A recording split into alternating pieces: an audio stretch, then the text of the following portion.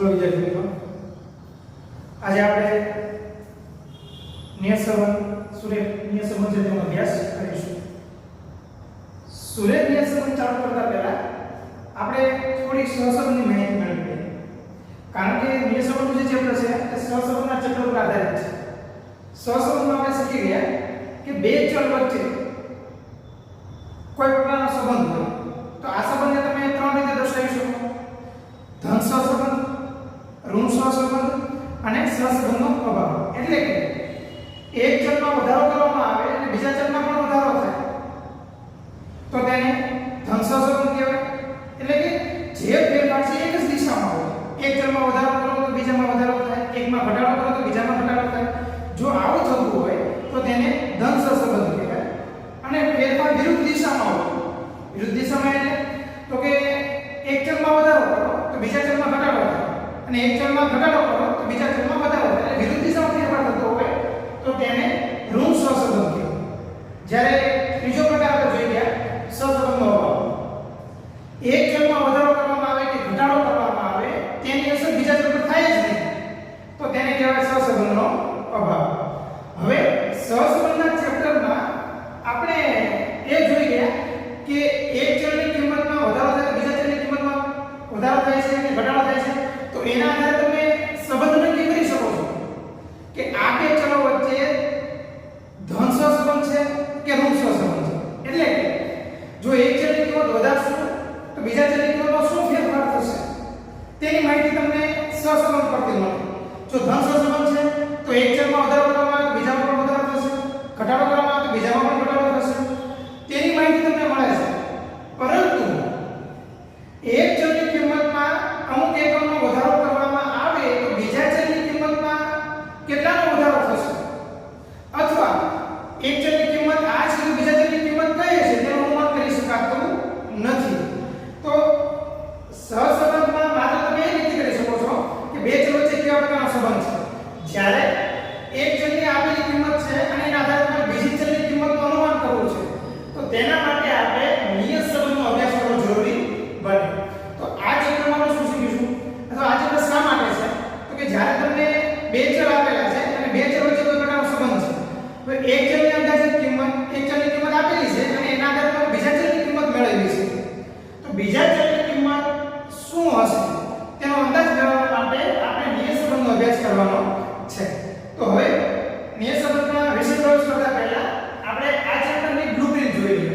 Blueprint એટલે કે આ ચેપ્ટરમાંથી બોર્ડના પેપરમાં કેટલા માર્ક્સનું અને કઈ રીતના પૂછાય છે. તો આગળના ચેપ્ટરે બોર્ડની બ્લુપ્રિન્ટ જોઈ ગયા છે. હવે માત્ર આ ચેપ્ટરની બ્લુપ્રિન્ટ જોઈએ. તો ટોટલ બોર્ડના પેપરમાં 6 વિભાગ આવે છે. વિભાગ A, B, C, D, E અને F. જેમાં વિભાગ A 1 માર્ક્સનો છે, વિભાગ B પણ 1 માર્ક્સનો છે, પ્રત્યેક પ્રશ્ન 1 માર્ક્સનો હોય છે. તેમાંથી વિભાગ C માંથી 2 માર્ક્સ, વિભાગ D માંથી 3 માર્ક્સ, વિભાગ D છે E છે 4 માર્ક્સ અને વિભાગ F છે 5 માર્ક્સ. હવે આ ચેપ્ટરમાંથી કેટલું પૂછાય છે અથવા કેટલા પ્રશ્નો પૂછાય છે તો વિભાગ A માંથી એક પ્રશ્ન એક MCQ છે, વિભાગ B માંથી એક ટૂંકો પ્રશ્ન તેનો 2 માર્ક્સ છે. જ્યારે વિભાગ C માં પણ એક પ્રશ્ન એનો પણ 2 માર્ક્સ છે અને વિભાગ D માં એક પ્રશ્ન. મોટા ભાગે સેક્શન D અને સેક્શન F માં દાખલાઓ છે, બરાબર. વિભાગ F માં એક દાખલો એટલે 5 માર્ક્સ. એમ કરીને ટોટલ આ ચેપ્ટરમાંથી 12 માર્ક્સનું વેઇટેજ છે. એટલે નિયત સંબંધ આપણે ટોટલ થશે 12 માર્ક્સ. બોર્ડની પેપરમાં આ ચેપ્ટરમાંથી આપણે 12 માર્ક્સનું કવર કરવાનું રહેશે. હવે નિયત સંબંધ સમજતા પહેલા આપણે શાબ્દિક અર્થ જોઈએ કે નિયત સંબંધ એટલે શું થાય. તો કે નિયત સંબંધ એટલે શું તો કે પ્રતિગમન કે સરેરાશ કિંમત તરફ પાછા આવે, પરત આવે. પ્રતિગમન એટલે પાછા આવે. જે સરેરાશ કિંમત છે મધ્યની કિંમત ત્યાં તમે પાછા આવે, બરાબર. એક માર્ક્સનો પ્રશ્ન પૂછાતો હોય છે કે નિયત સંબંધનો શાબ્દિક અર્થ જણાવો અથવા શું થાય છે. તો નિયત સંબંધનો શાબ્દિક અર્થ થાય છે પ્રતિગમન કે સરેરાશ કિંમત તરફ પરત આવવું. વિદ્યાર્થી મિત્રો, મેં જે એક માર્ક્સના પ્રશ્નો પૂછાય છે તેવા છે તે બધાએ કવર કરવાનો પ્રયત્ન કરેલો છે. પછી ત્યારબાદ સૌપ્રથમ નિયત સંબંધ શબ્દનો ઉપયોગ કોણે કર્યો તો તો સૌપ્રથમ નિયત શબ્દનો પ્રયોગ કરનાર સર ફ્રાન્સિસ ગાલ્ટન હતા. બરાબર? તેણે 1000 પિતા અને પુત્રની જોડ લઈ આનુવંશિકતાનો અભ્યાસ કર્યો. બરાબર? તો તેના સંદર્ભમાં તેણે સૌપ્રથમ નિયત શબ્દનો ઉપયોગ કરેલો. આગળ શાસ્ત્રનું નામ છે સર ફ્રાન્સિસ ગાલ્ટન. હવે આપણે વાત કરી લેક્ચરની શરૂઆતમાં કે બે ચલ વચ્ચે સંબંધ હોય તો જ તમે અનુમાન કરી શકો. બરાબર? તો એક માર્ક્સમાં એવો પ્રશ્ન પૂછાય છે કે નિયત સંબંધના અભ્યાસમાં કઈ પૂર્વધારણા પ્રથમથી લેવામાં આવે છે? તો પૂર્વધારણા છે કે બે ચલ વચ્ચે કાર્યકરનો સંબંધ છે. કાર્યકરનો સંબંધ એટલે કે બે ચલો એકબીજા સાથે કોઈના કોઈ સંબંધથી જોડાયેલા છે. જો એની વચ્ચે સંબંધ હોય, ભલે તે ધન હોય અથવા ઋણ હોય, તો જ નિયત સંબંધનો અભ્યાસ શક્ય છે. તો જ તમે કિંમતનું અનુમાન કરી શકો. જો બે ચલ વચ્ચે કોઈ પ્રકારનો સંબંધ છે જ નહીં, તો તમે એક ચલની આપેલી કિંમત માટે બીજા ચલનો અભ્યાસ કરી શકતા નથી. હવે નિયત સંબંધ મળે તો જ્યારે તમને એક ચલની આપેલી કિંમત છે એના આધારે બીજા ચલની કિંમતનું અનુમાન કરવું છે, તો સ્વાભાવિક છે કે સૂત્ર જોઈએ. તો આ જે સૂત્ર છે તેને મોડેલ કહેવાય. જે સૂત્રની મદદથી તમે એક ચલની આપેલી કિંમત માટે બીજા ચલની કિંમતનું અનુમાન કરો છો, તો જે સૂત્રની મદદથી તમે અભ્યાસ કરો છો તે સૂત્રને મોડેલ કહેવાય. તેની વ્યાખ્યા જોઈએ. કાર્યકરનો સંબંધ ધરાવતા બે ચલ વચ્ચેના સંબંધને દર્શાવતા આંકડાશાસ્ત્રીય મોડેલ એટલે સૂત્ર, મોડેલને નિયત સંબંધ મોડેલ કહે છે. બરાબર છે? વ્યાખ્યા ગોખવાની જરૂર નથી, સમજાઈ જશે. બે ચલ વચ્ચે કાર્યકરનો સંબંધ દર્શાવતા આંકડાશાસ્ત્રીય મોડેલને આપણે શું કહીશું? સૂત્ર. મોડેલને નિયત સંબંધ મોડેલ કહે છે. હવે તેનું સૂત્ર જોઈએ. આગળ વ્યાખ્યા. આ વ્યાખ્યા કે હવે સૂત્રમાં દર્શાવવું કઈ રીતે દર્શાવી શકાય? તો સૂત્ર છે y બરાબર alpha plus beta x plus u. હવે u એટલે શું? y એટલે શું? તો y એટલે તમારે જેની કિંમત મેળવવાની છે તે. y એટલે શું? તમારે જેની કિંમત મેળવવાની છે તે. હવે આની ચર્ચા કરતા પહેલા આપણે સહસંબંધના ચેપ્ટરમાં બે ચલો વિશે માહિતી મેળવી ગયા, સાપેક્ષ ચલ અને નિરપેક્ષ ચલ.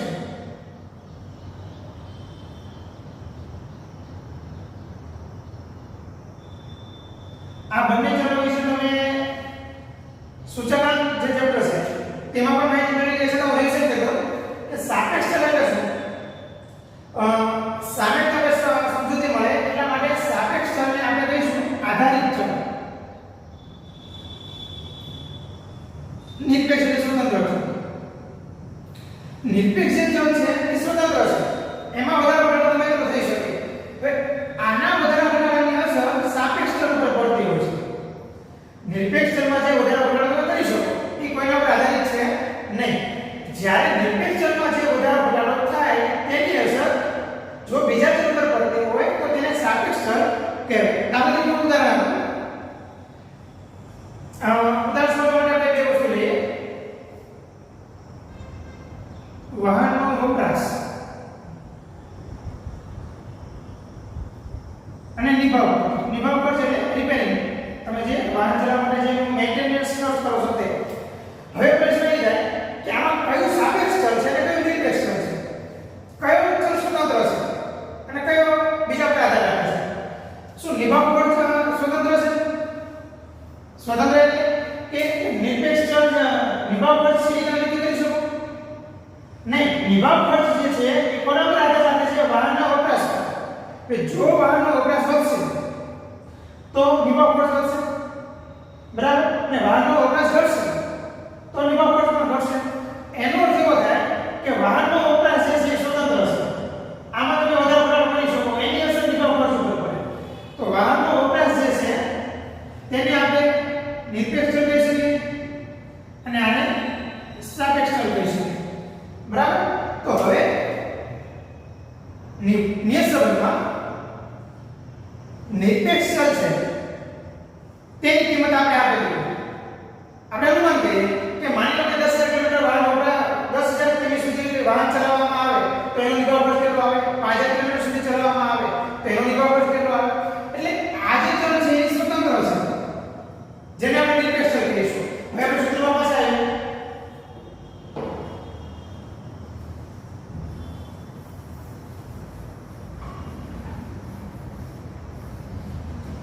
સૂત્રમાં જોઈએ કે આપણે સાપેક્ષ ચલની કિંમત મેળવવાની છે. નિરપેક્ષ ચલ સ્વતંત્ર છે, તમે તેની કિંમત મેળવી શકતા નથી, તેનું અનુમાન કરી શકો. તો y એટલે જેની કિંમત આપણે મેળવવાની છે સાપેક્ષ ચલ, બરાબર. હવે આલ્ફા એટલે શું? જે અચળાંક છે તેની કિંમત આપણે આગળ મેળવવાની છે, બરાબર. સૂત્ર લખેલું છે આલ્ફા અને બીટાની કિંમત કઈ રીતે મેળવવી તે આપણે જોઈશું. અચળાંકો છે તેની કિંમત સ્થિર છે, બરાબર. પછી બીટા આલ્ફા અને બીટા બંને છે અચળાંકો છે. હવે x એટલે શું? તો નિરપેક્ષ ચલ, કે તમે જેના માટે અનુમાન કરો છો કે x ની કિંમત આટલી હોય તો y ની કિંમત કેટલી હોય, બરાબર. તો એ સ્વતંત્ર એટલે કે નિરપેક્ષ ચલ છે. જ્યારે u એટલે વિક્ષેપ ચલ. વિક્ષેપ ચલ એટલે તો યાદ રાખો, વિક્ષેપ ચલ એટલે કે ખામી, બરાબર. જ્યારે જે સંખ્યા ખાસ સમજો, જે સૂત્રમાં તમે જે સંખ્યાને આંકડામાં દર્શાવી શકતા હોય ત્યાં વિક્ષેપ ચલ શૂન્ય બને છે. ફરીથી, કે જ્યારે જે વસ્તુને તમે આંકડામાં દર્શાવી શકો ત્યાં વિક્ષેપ ચલ શૂન્ય બને છે. એટલે એની કિંમત આપણે મૂકવાની રહેતી નથી. જ્યારે આપણે આંકડાશાસ્ત્રનો અભ્યાસ કરીએ છીએ ત્યારે આંકડાશાસ્ત્રમાં દરેકને આંકડામાં દર્શાવી શકાય તો વિક્ષેપ ચલ આપણે શૂન્ય મળે. તો જ્યારે આંકડાશાસ્ત્રનો અભ્યાસ કરતા હોય ત્યારે આ સૂત્ર બનશે આલ્ફા પ્લસ બીટા x, કારણ કે વિક્ષેપ ચલ ત્યાં શૂન્ય હશે, બરાબર. અને જ્યારે તમે અર્થશાસ્ત્રનો અભ્યાસ કરો છો, ઘણી વખત અમુક સંખ્યાઓ તમે આંકડામાં દર્શાવી શકતા નથી. તો જે સંખ્યાઓ તમે આંકડામાં ન દર્શાવી શકો ત્યારે વિક્ષેપ ચલ શૂન્ય ન હોય તો ત્યાં આપણું સૂત્ર બનશે y બરાબર alpha plus beta x plus u, એટલે કે વિક્ષેપ ચલ. આ વાત કરી આપણે નિયત સંબંધ મોડેલ, બરાબર છે. તો ફરીથી રિવિઝન કરી લો કે નિરપેક્ષ ચલ આપેલો છે તેના આધારે આપણે સાપેક્ષ ચલની કિંમત મેળવવાની છે, બરાબર. ખાસ કરીને હવે જઈએ આપણે સુરેખ નિયત સંબંધની વ્યાખ્યા પર. આપણે જે ચર્ચા કરી નિયત સંબંધનો અભ્યાસ શા માટે, તો શા માટેની જે ચર્ચા આપણે કરી છે એમાં જ તમને તેનો વ્યાખ્યા મળી જાય.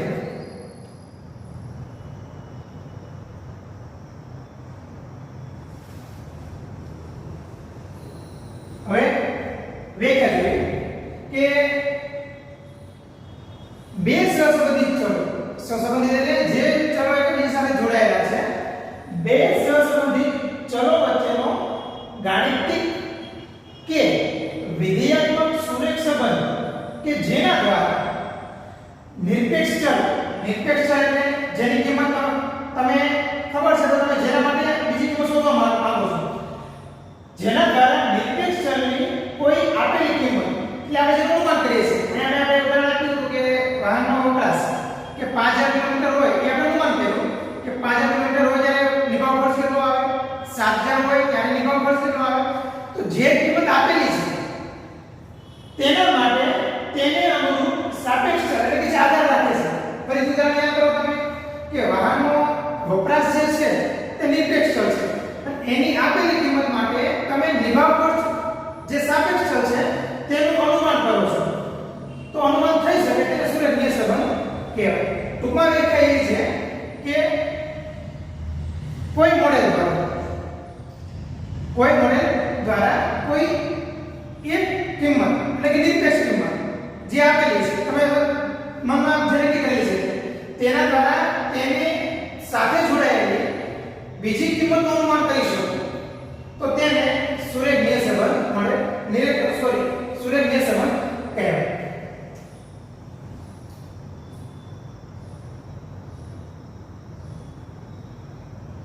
વાહનનો વપરાશ, નિભાવ ખર્ચ. વાહનનો વપરાશ જે છે એ નિરપેક્ષ ચલ છે, જ્યારે નિભાવ ખર્ચ જે છે તે સાપેક્ષ ચલ છે. તમે નિરપેક્ષ ચલના આધારે સાપેક્ષ ચલનું અનુમાન કરીશું, બરાબર? અથવા આપણે વિદ્યાર્થીઓને સમજાય એટલા માટે હું બીજું ઉદાહરણ આપું. વાંચનના કલાકો અને પરિણામ અથવા ટકાવારી. પરીક્ષા સમયે વાંચનના કલાક, હવે પરિણામ જે છે સ્વતંત્ર નથી, પરિણામ આધાર રાખે છે કોના પર? વાંચનના કલાકો પર. તો જે સ્વતંત્ર છે એને આપણે નિરપેક્ષ કહી શકીએ અને પરિણામ આધાર રાખે છે આપણે તેને સાપેક્ષ કહી શકાય. આ છે નિરપેક્ષ અને આ છે સાપેક્ષ. તો હવે આપણે અનુમાન કરીશું કે કેટલા કલાક વાંચવામાં આવે તો એના જેટલા કલાક આધારે તમે વિચારો કે 10 કલાક વાંચવામાં આવે તો પરિણામ પર શું અસર થાય? તો પરિણામ કેટલા ટકા આવશે? શું આવશે? એની જગ્યાએ 5% નક્કી કરો, 5 કલાક નક્કી કરો કે 5 કલાક રીડિંગ કરવામાં આવે તો પરિણામ શું આવશે? તો આ જે છે એ નિરપેક્ષ ચલના આધારે તમે સાપેક્ષ ચલનું અનુમાન કરો છો. તો બે સંબંધ જે દર્શાવે છે બે ચલો, તેમાં કોઈ એક ચલની કિંમત આપેલી હોય અને તેના આધારે તમે બીજા ચલની કિંમતનું અનુમાન કરી શકતા હોય તો તેને સુરેખ નિયત સંબંધ કહેવાય. બરાબર? સરળ વ્યાખ્યા છે કે બે ચલ એકબીજા સાથે એક સંબંધથી જોડાયેલા હોય. આપણે જોઈએ કે એકમ સંબંધ, કાર્યકારક સંબંધ, કે બે ચલો એકબીજા સાથે કોઈ વિધેયાત્મક સંબંધથી જોડાયેલા હોય અને જેમાં કોઈ નિરપેક્ષ ચલની આપેલી કિંમત માટે સાપેક્ષ ચલની કિંમતનું અનુમાન થઈ શકે. નિરપેક્ષ ચલની કિંમત આપેલી હોય તો સાપેક્ષ ચલની એના પર જે આધાર રાખે છે એનું અનુમાન કરી શકતા હોય તો તેને સુરેખ નિયત સંબંધ કહેવાય. એક માસમાં એટલે કે વિભાગ 2 માં આ વ્યાખ્યા પૂછાઈ શકે તો આપણે એની તૈયારી કરીશું. હવે આપણે ચર્ચા કરી કે એક ચલના આધારે તમે બીજા ચલની કિંમતનું અનુમાન કરી શકો, બરાબર? તો એના માટે નિયત સંબંધ રેખાના અન્વયજનની બે રીતો છે, બરાબર? એક રીત છે વિકર્ણ આકૃતિની રીત અને બીજું છે ન્યૂનતમ વર્ગોની રીત. એક માર્ક્સમાં આપણો પ્રશ્ન પૂછાય કે નિયત સંબંધ રેખાના અન્વયજનની રીતો જણાવો. તો સુરેખ નિયત સંબંધ રેખાના અન્વયજનની મુખ્ય બે રીતો છે. એક વિકર્ણ આકૃતિની રીત, નંબર 2 ન્યૂનતમ વર્ગોની રીત. હવે વિકર્ણ આકૃતિની રીત આપણે સમજાવું છું અને ન્યૂનતમ વર્ગોની રીતની આપણે માહિતી વ્યવસ્થિત મેળવશું. વિકર્ણ આકૃતિ તમે સહસંબંધના અભ્યાસમાં પણ જોઈ ગયા. બે ચલ આપેલા છે x અને y.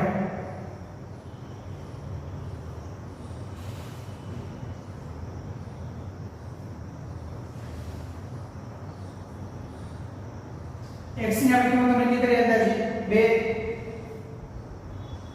4 6 8 અને 10.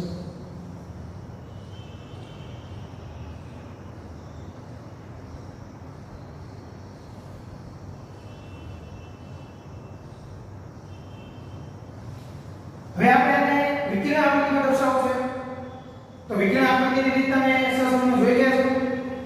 ચલ x જે છે, ચલ x તેને x અક્ષ પર દર્શાવો, ચલ y ને y અક્ષ પર દર્શાવો.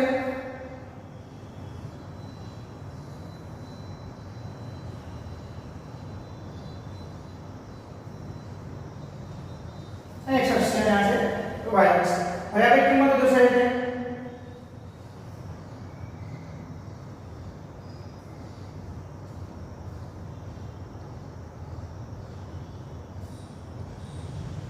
બાર સુધી રહીએ. અહીંયા પણ આપણે બબેલ નિયમ સરશું.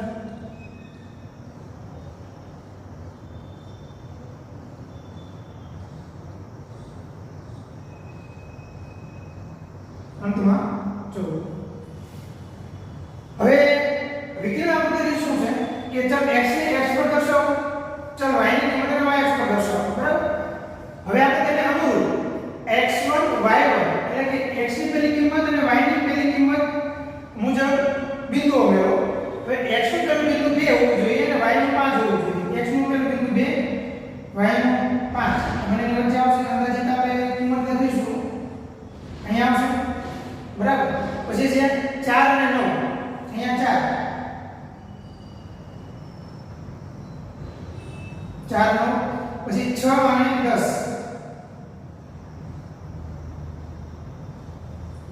પછી 8 8 સામે છે 12 8 અને 12 છેલ્લે 10 અને 13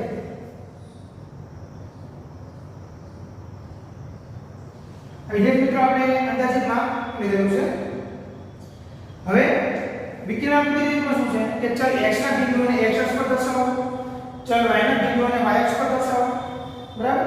ત્યારબાદ બધા બિંદુઓની નજીકમાંથી પસાર થતી એક રેખા બનાવો. બધા બિંદુઓની નજીકમાંથી પસાર થતી આપણે રેખા બનાવીએ.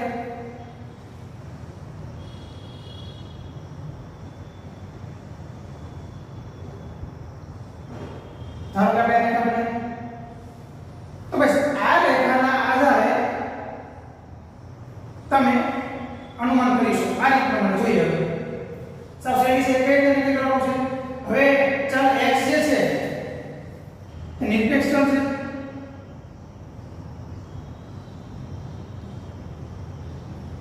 બરાબર? તો આપણે નિરપેક્ષ ચલની કિંમતનું અનુમાન કરવાનું હોય છે.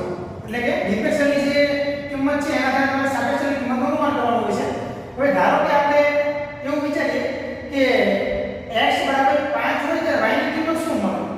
એટલે x ની 5 કિંમત હોય ત્યારે y ની કિંમતનું અનુમાન કરવું છે. તો x ની કિંમત x અક્ષમાં જો x અક્ષની કિંમત ક્યાં આવશે? 5 અહીંયા આવશે. તો આ રીત પ્રમાણે તમારે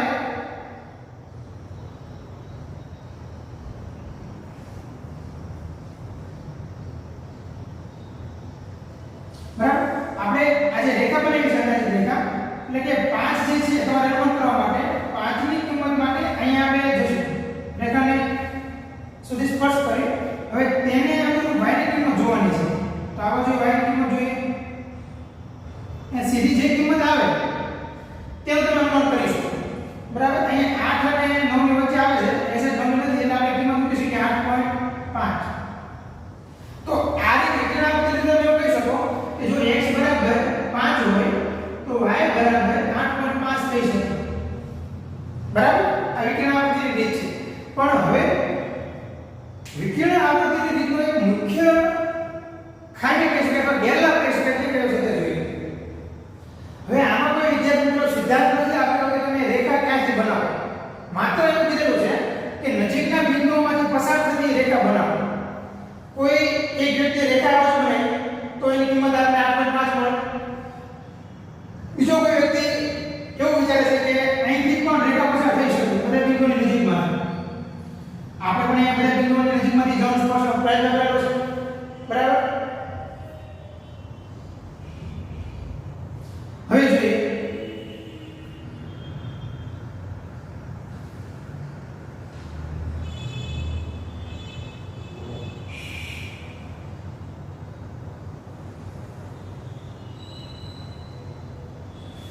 નજીકના બિંદુઓની પસાર થતી બીજી રેખા બની. બરાબર? હવે રીત એ છે કે તમારે 5 ની કિંમતનું અનુમાન કરવું છે. તો આ રેખા આપણે જે પહેલા બનાવી હતી એને a1 કહી દઈએ એટલે યાદ રહે અને a2 કહીએ. તો a1 પ્રમાણે x ની કિંમત 5 હોય ત્યારે y ની કિંમત 8.5 હોય છે. હવે બીજા કોઈ વ્યક્તિ રેખા થોડી બાજુમાંથી પસાર થતી જુદી બનાવી છે. બરાબર? કારણ કે દરેક વ્યક્તિ રેખા બનાવવાનો સ્વતંત્ર છે. કારણ કે નજીકના બિંદુઓની પસાર થતી રેખા કોઈ પણ બનાવી શકે, ગમે તે બનાવી શકે. તો જો રેખા જુદી કરવામાં આવે તો માપમાં શું પરિવર્તન થાય છે તે આપણે જોઈએ. હવે 5 ની કિંમત માટે જોવું છે આપણે. 5 ની કિંમત છે આ રેખા પર જોવાનું છે. અહીંયા બિંદુ સ્પર્શે છે.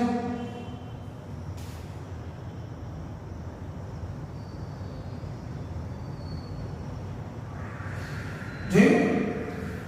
અહીંયા પહેલા જે રેખા બનાવી તો x ની 5 ની જે કિંમત છે ત્યાં બિંદુ સ્પર્શતી હતી તો આપણે y ની કિંમત 8.5 મળતી હતી. પણ બીજી રેખામાં અહીંયા સ્પર્શે છે તો તેની કિંમત આપણને અહીંયા 8 થી થોડી નીચે એટલે કે માની લો કે x બરાબર 5 હોય ત્યારે y ની અંદાજિત કિંમત 7.8 કે 7.9 મળે છે. પરફેક્ટ માપ નથી.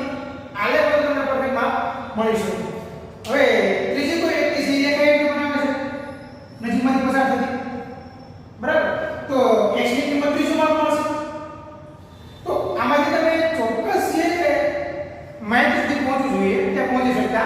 નથી. એનો અર્થ એવો થાય કે આ રીત જે છે તે વ્યક્તિલક્ષી છે.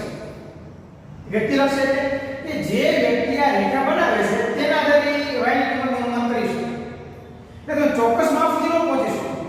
તો જ્યારે તમારે પરફેક્ટ માપ મેળવવું છે તો તેના માટે કોઈ સૂત્રનો ઉપયોગની જરૂર પડે. તો તેના માટે આપણે ન્યૂનતમ વર્ગોની રીત બેસ્ટ કહી શકાય. એટલે કદાચ એવો પણ પ્રશ્ન પૂછાય કે નિયત સંબંધ રેખાના આયોજનની પ્રચલિત અથવા વિશ્વસનીય રીત કઈ છે? તો તમે ન્યૂનતમ વર્ગોની રીત કહી શકો.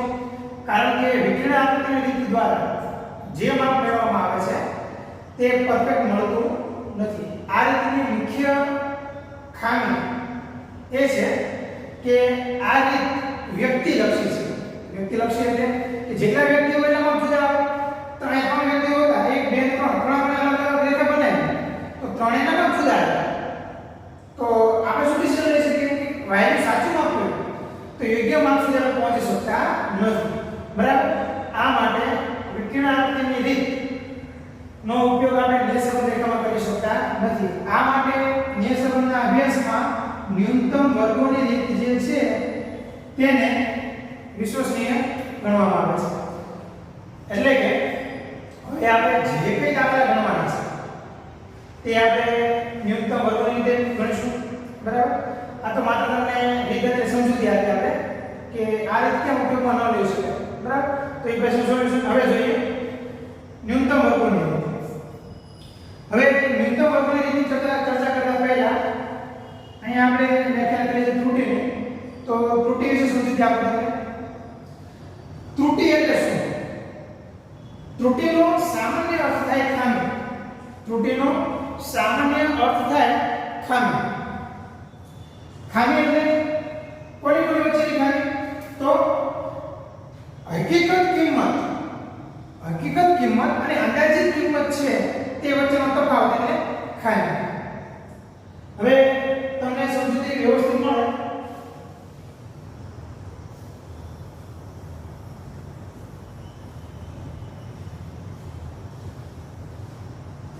જે અનુમાનિત કિંમત છે y ની તેના પર આપણે કેપ કરશું. કેપનો શું થાય છે? અનુમાનિત કિંમત. ત્યારે ખાલી y હોય એટલે શું થાય? વાસ્તવિક કિંમત.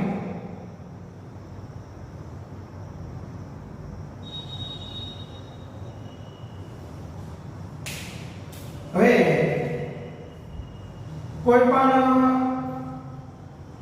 ગમે એટલો સંબંધ મજબૂત હોય છતાં તમે એક ચલના આધારે બીજા ચલનું પૂરેપૂરું કે સાચે સાચું અનુમાન કરી શકતા નથી. થોડીક તો ખામી રહે. વાસ્તવિક ઉદાહરણ કે આપણે ઉદાહરણ લીધું કે 5000 કિમી વાહન વપરાશ થાય તો આપણે એક સૂત્ર બનાવ્યું. એ સૂત્રના આધારે વેરિએન્સ લીધી તો નિભાવ ખર્ચ 10000 થાય. આપણે સૂત્ર મુજબ ગણતરી કરી કે 5000 કિમી ચાલ્યા નથી. વાસ્તવમાં આપણે જ્યારે વાહન જે આપણી પાસે છે તેનો 5000 કિમી ચાલેલો નથી. પણ આપણે સૂત્ર મુજબ એની ગણતરી કરી કે જો તે 5000 કિમી ચાલે તો તેનો વેરિએન્સ નિભાવ ખર્ચ 10000 રૂપિયા આવશે. બરાબર? આ એક અનુમાનિત કિંમત કરી આપણે સૂત્રની મદદથી મેળવી કે જો વાહનને 5000 કિમી ચલાવવામાં આવે તો તેની પાસે 10000 નો તમારે નિભાવ ખર્ચ એટલે કે વેરિએન્સ ખર્ચ કરવો પડે. હવે વાહન 5000 કિમી ચાલે છે અને તમે 5000 કિમી વાહન ચલાવ્યું તો x ની કિંમત છે અને આ જે છે તે y ની કિંમત.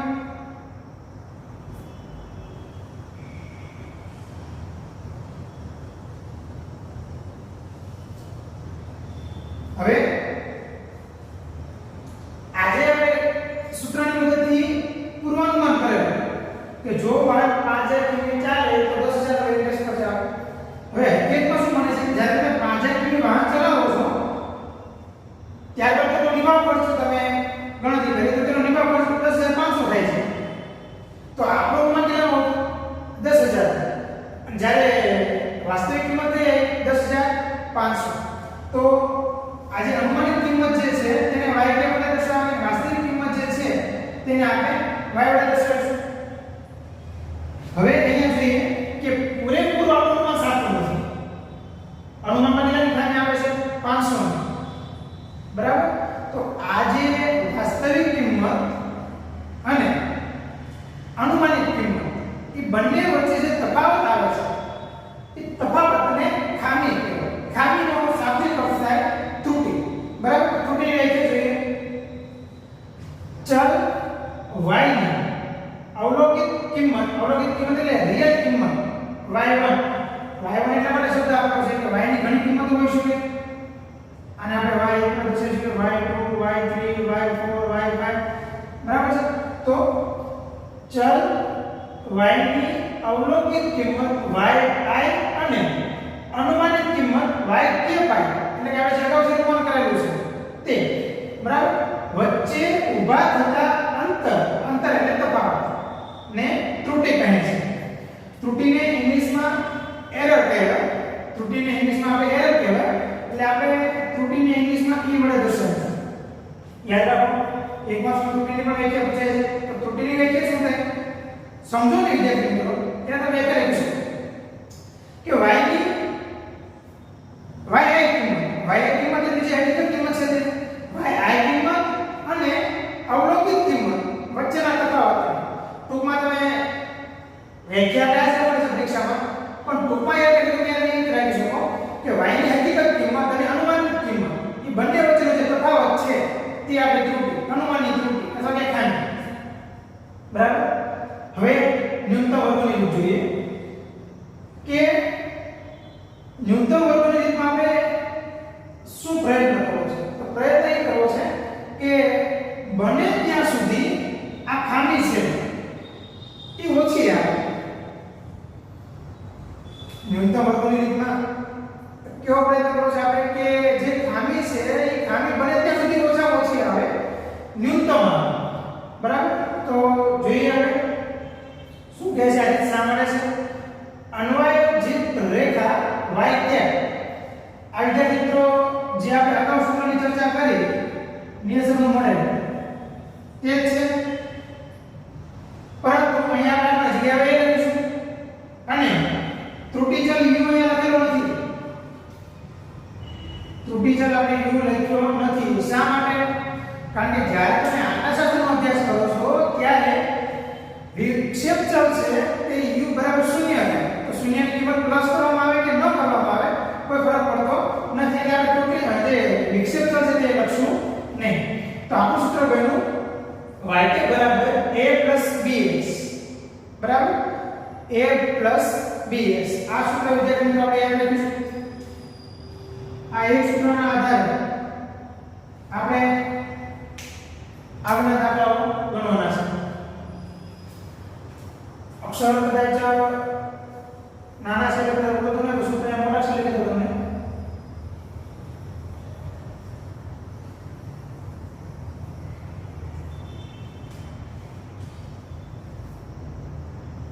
yk બરાબર a bx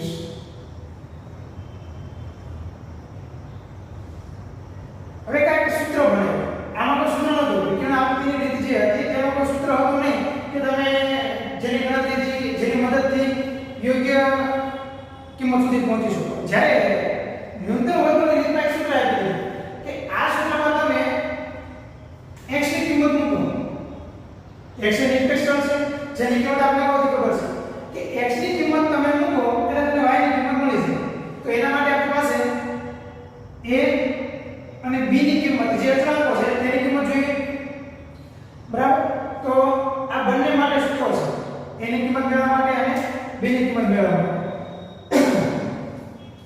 સૌથી પહેલા અન્વયજિત રેખા yk બરાબર a bx ના અચળાંકો a અને b ની કિંમતો એવી રીતે મેળવવામાં આવે કે જેથી ત્રુટિ એટલે e વર્ગોનો સરવાળો ઓછામાં ઓછો ન્યૂનતમ થાય ઓછામાં ઓછો એટલે મિનિમમ થાય બહુ કિંમત ઓછી આવી જાય હવે આપણે કીધું છે ત્રુટિ એટલે ત્રુટિની કિંમત a ત્રુટિનો વર્ગ અને સરવાળો કીધું છે એટલે આપણી કિંમત મળશે સિગ્મા a નો સ્ક્વેર તો એનું કિંમત શું છે તો y ની કિંમત y એટલે જે y ની હકીકત કિંમત છે માઈનસ y કે ઘણી વખત વિદ્યાર્થી મિત્રો ત્રુટિની વ્યાખ્યા પૂછાય છે અથવા ત્રુટિનું સૂત્ર પૂછાય તો ત્રુટિનું સૂત્ર તમે લખી શકો કે e બરાબર y માઈનસ y કે y એટલે વાસ્તવિક કિંમત જ્યારે y કે એટલે આપણે જે અનુમાનિત કિંમત મેળવેલી છે તે કે સિગ્મા e સ્ક્વેર બરાબર સિગ્મા yi માઈનસ y કે માઈનસ સ્ક્વેર. હવે y કે જે છે તેનું સૂત્ર આપણે મેળવ્યું છે તો સૂત્રની કિંમત મૂકીએ y a માઈનસ bx. હવે કૌંસના નિયમ પ્રમાણે કે જ્યારે કૌંસની બહાર માઈનસની નિશાની હોય ત્યારે અંદરની નિશાની જે છે તે ચેન્જ થઈ જશે બરાબર પ્લસ. હવે yi માઈનસ a પ્લસ હતા એટલે માઈનસ થઈ જશે આ પ્લસ છે તે માઈનસ થઈ જશે તો આપણે સૂત્ર મળ્યું કે sigma yi minus a minus bx અને એનો સ્ક્વેર. ખાસ આ ત્રુટિ માટે સૂત્ર છે વધારે ચાલશે એટલે ત્રુટિનો આ સૂત્ર યાદ રાખજો e બરાબર y માઈનસ y બરાબર. હવે જોઈએ મુખ્ય જે આપણું સૂત્ર છે કે y બરાબર a bx બરાબર. તો x ની કિંમત આપણને આપેલી છે. હવે આપણે જરૂર પડશે a અને b ની કિંમતની. તો a અને b ની કિંમત હોય તો આપણે સૂત્ર મળે અને એ સૂત્રના આધારે તમે x ની કિંમત આપેલી હોય તો તમે y ની કિંમત મેળવી શકો. સૂત્ર અહીંયા નીચે લખેલા છે પરંતુ નાના અક્ષર છે અને તમે મોટા અક્ષર લખી દો તમે.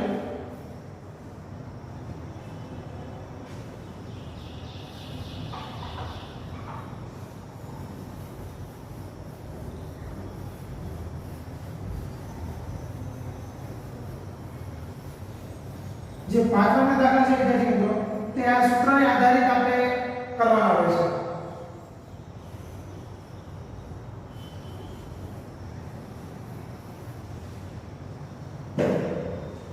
સૌપ્રથમ આપણે નિયત સંબંધ રેખા લખીશું.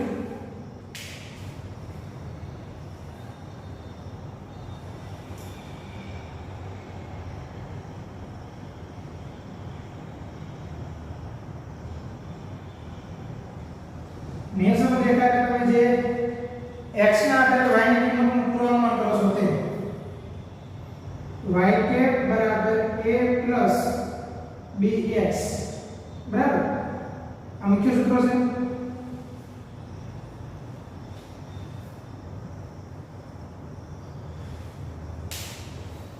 હવે b ની કિંમત જોઈશું તો b ની કિંમતનું સૂત્ર છે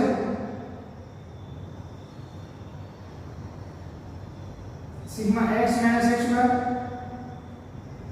y - y બાર છેદમાં સિગ્મા x - x બાર નો સ્ક્વેર. મેં ચેપ્ટર ની શરૂઆત કરતા પહેલા કીધું કે જો તમને સહસંબંધ સારી રીતે આવડે છે તો નિયત સંબંધમાં કોઈ પ્રોબ્લેમ થશે નહીં. કેમ કે આ જે સૂત્ર છે તે સહસંબંધ પર આધારિત છે. સહસંબંધમાં શું કરતા હતા કે આજે પછી તે વર્ગમૂળમાં મૂકતા હતા બાજુમાં y બરાબર શું પદ આવતું બરાબર. તો આમાં y - y નું પદ નહીં આવે અને વર્ગમૂળની નિશાની દૂર થશે. તો આ સૂત્ર ક્યારે વાપરો તો મધ્ય પૂર્ણાંકમાં હોય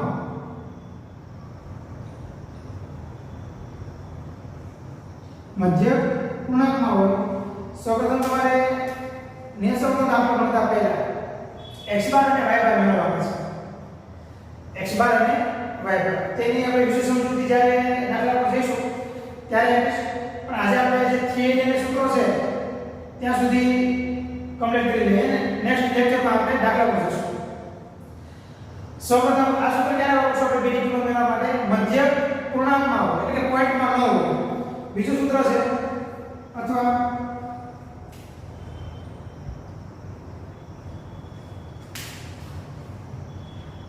b બરાબર n sigma xy minus sigma x sigma y છેદમાં n sigma x square minus sigma x નો સ્ક્વેર.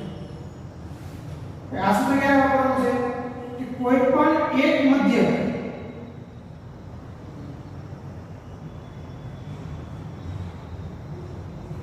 x બાર અથવા y બાર બેમાંથી એક પણ મધ્યક જો અપૂર્ણાંકમાં હોય છે એટલે કે પોઈન્ટમાં હોય તો તમારે સૂત્ર વાપરવાનું છે અને અપૂર્ણાંકમાં હોય અને મધ્યકની કિંમત બહુ મોટી પણ હોય બરાબર ત્યારે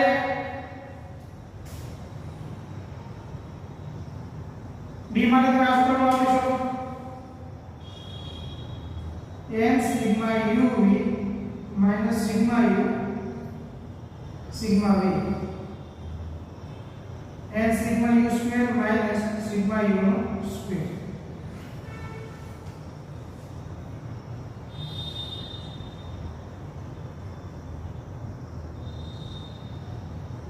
મધ્ય અપૂર્ણાંક અને મોટો અહીંયા મિત્રો પર્ટિક્યુલર સૂત્ર ન કહી શકાય પરંતુ તમને યાદ રહેવા માટે કીધેલું છે કે જ્યારે પૂર્ણાંક હોય ત્યારે આ સૂત્રનો ઉપયોગ કરો વિધાઓ છે અપૂર્ણાંકમાં ત્યારે આ સૂત્રનો ઉપયોગ કરો વિધાઓ છે હવે આપણે b ની જે કિંમત છે તે તમે આ સૂત્રની મદદથી મેળવી શકશો x ની કિંમત તમને આપેલી છે હવે આપણે બાકી રહેશે a ની કિંમત મેળવવાની છે તો a માટેનું સૂત્ર લખીએ a બરાબર y બાર માઈનસ bx બાર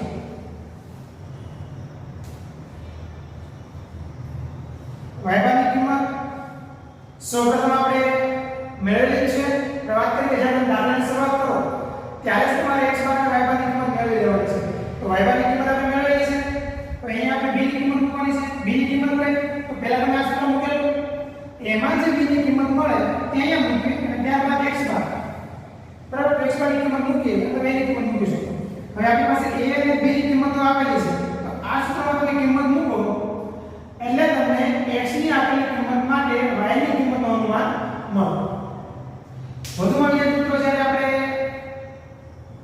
નેક્સ્ટ લેક્ચરમાં મળીશું ત્યારે આપણે દાખલા પર જઈશું ત્યાં સુધી આ જે સૂત્રો છે તે યાદ રાખીશું બરાબર આજના હોમવર્કમાં માત્ર એટલું જ કે આ સૂત્ર યાદ રાખીશું બરાબર અને જો કોઈ પ્રશ્ન છે અથવા જે કોઈ ટોપિક સમજાવવાનો હોય તો તમે કોમેન્ટ કરી શકો છો મોટા ભાગે આમાંથી થિયરીના જે પ્રશ્નો છે એક માર્ક્સમાં પૂછી શકે તેવા તે આપણે મેક્સિમમ કવર કરવાનો પ્રયત્ન કરેલો છે થેન્ક યુ